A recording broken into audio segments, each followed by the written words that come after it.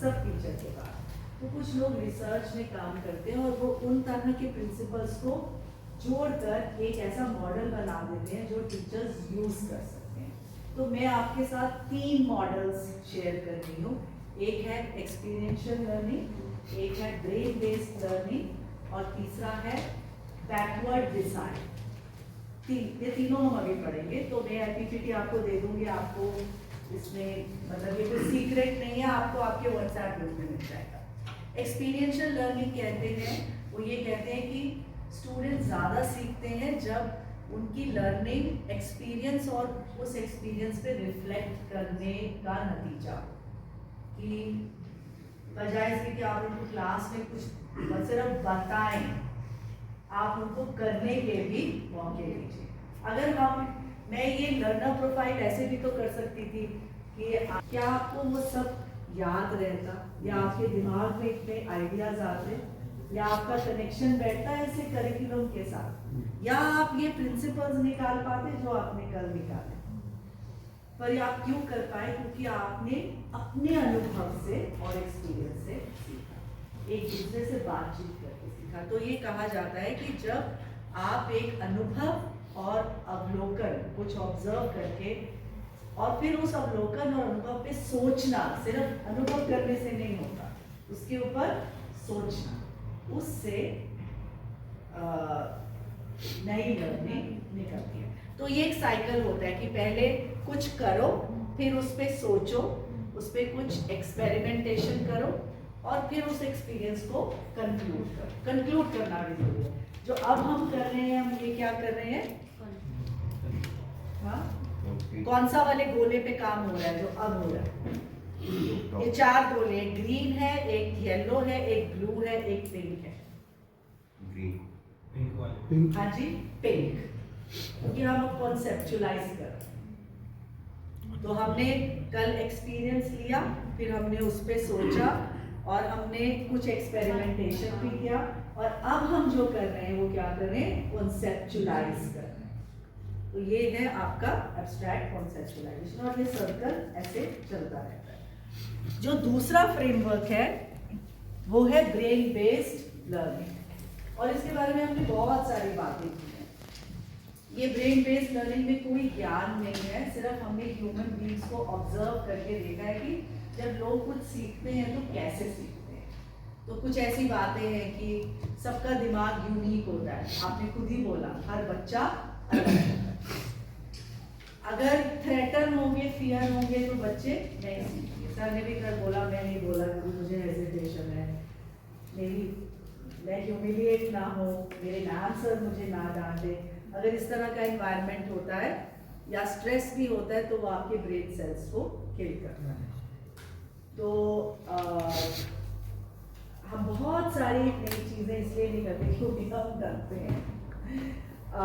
Emotions जो हैं वो क्रिटिकल है लर्निंग के। कोई भी जॉय पेन लर्निंग एक्सपीरियंस के साथ होना चाहिए। Information is stored and retrieved through multiple memory neural pathways that are being continuously formed. वो जो black box, ये नहीं कि बस एक फाइल बन गई तो बन गई, ये सब लिविंग फाइल्स हैं, जैसे इंफॉर्मेशन निकलती रहती है, ट्रांसफॉर्म होती रहती है, नई आती रहती है, नए नए कनेक्शन बनते रहते हैं। जैसे आज अमित सर ने नए आइडिया बताया कि मैं काइजन बॉक्स रखूंगा, ये कनेक्शन हम में से किसी के माइंड में क्यों नहीं बना, उनके माइंड में क्यों बना? Interesting no? तो क्योंकि सबका ब्रेन यूनिक होता है।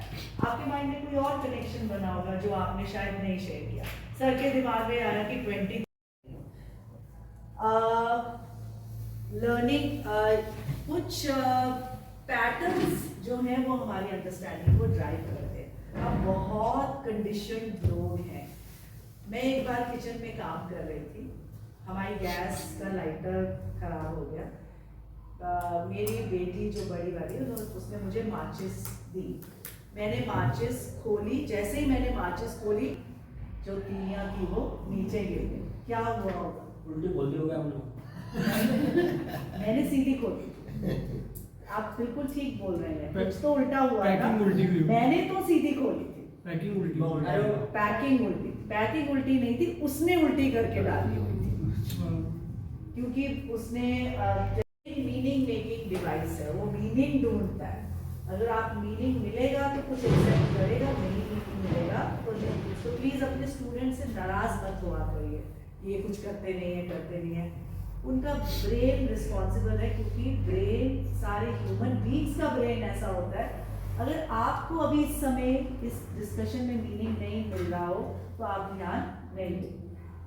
तो जब तक आपको कहीं मीनिंग नहीं दिखे, हम ब्रेन ये आपकी जिम्मेवारी नहीं है या आपकी गलती नहीं है, वो ब्रेन ही नहीं ध्यान देता, उसमें इशू है।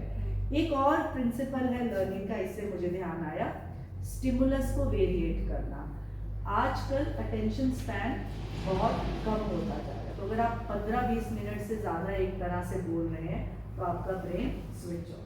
तो स्टूडेंट की गलती नहीं होती है, ब्रेन ही ऐसा है, वो अटेंड नहीं कर पाता एक ही तरह के शहनाई वादन को 10 मिनट से ज़्यादा, उसको नींद आ जाती है। तो उनसे मत, उसको पर्सनलाइज मत कीजिए, ये सुनते नहीं है, ध्यान नहीं दे रहे हैं, ये उनकी गलती नहीं है, हम ह्यूमन बींग्स को बनाया ही ऐसे गया है। इसीलिए लॉन्ग वीडियो से लोग शॉर्ट वीडियो की तरफ चले गए, Exactly. रील्स देखना स्टार्ट कर। Exactly.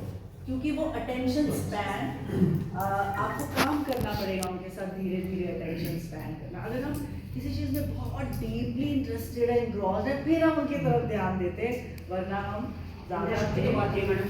हाँ जी, इंटरेस्ट, तो इंटरेस्ट आपका नहीं ना, इंटरेस्ट उनका। तो आपको जानना पड़ेगा कि उनका इंटरेस्ट कैसा है, और ये कुछ चीज़ें हमें मदद करेंगी उनके लिए ऐसे लर्निंग एक्सपीरियंसेस डिज़ाइन करने में। और बहुत सारी लर्निंग रिच और अनकॉन्शियस होती है जो आपको पता नहीं चलती, इसलिए रिफ्लेक्शन करना इम्पॉर्टेंट है। आज जैसे सुबह हमने ये एक्टिविटी की कि आपने क्या सीखा, तो बेसिकली आप खुद को और दूसरों को बता रहे हैं, क्योंकि अगर हम म्यूट नहीं करेंगे आपको पता ही नहीं चलेगा कि आप ये जानते हैं। अभी किसने बोला, आज सुबह भी ये बात हो रही थी ना, कि मैं तो ये, अगर ये सर ऐसे बोलते नहीं तो इनको क्या पता चलता कि ये आइडिया मेरे दिमाग में आया है।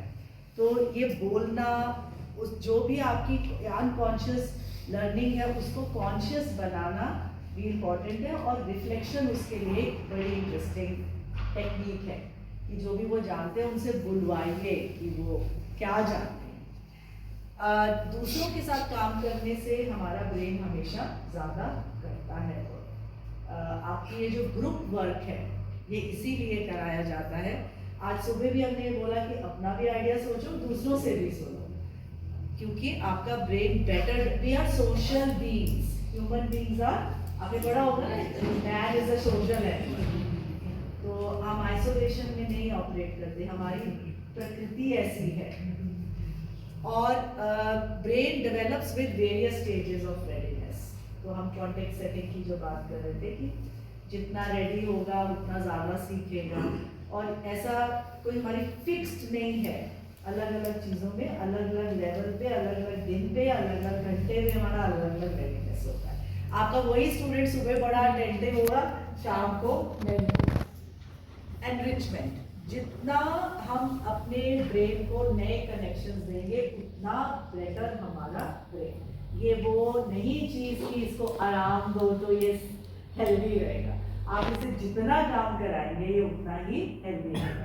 एल्जाइमर, डिमेंशिया के लिए अभी भी बोला जाता है कि 30-40 के बाद आप जितना पजल्स करें, नए नए तरीकों से चीज़ों को करें, उतना आपका ब्रेन हेल्दी रहेगा। So the more you give opportunity कि नए कनेक्शंस बने, उतना your brain will function better.